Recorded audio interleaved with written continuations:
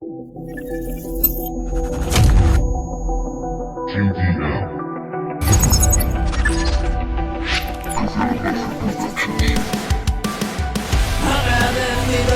de haberte conocido, le da sentido y hoy cobra sentido. Y tantos años perdido en el vacío, y tantos deslizándose ignorantes, y la verdad se muestra sin piedad. Ya viví mi calvario, mi pasión purificó el dolor, y mi cuerpo y mi mente ya no están al alcance de ti. Reposan en silencio y resguardados de los males que acechan a cientos. Deja de preocuparte por mí, y en verdad yo te digo sí.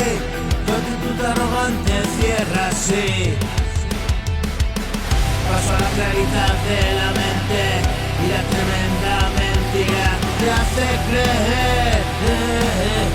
Vives así la vida lejos de él, que todo se va y suspira. Tú te ves en él, se repite la escena y otra vez.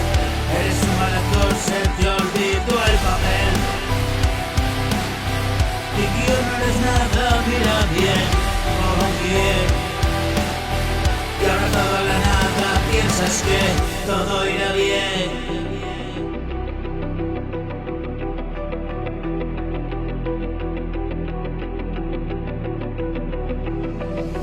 Pensamientos vacíos, una mente hecha papilla, cabeza de membrillo que pensaste que sería no.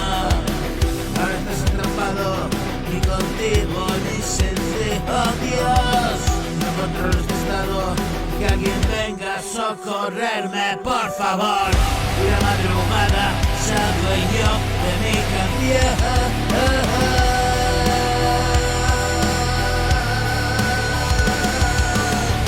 Y no esperar nada, y mi hada desapareció.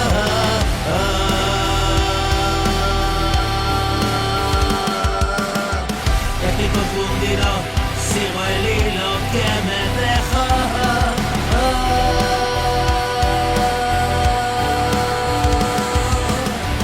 Y no me acostumbro a estar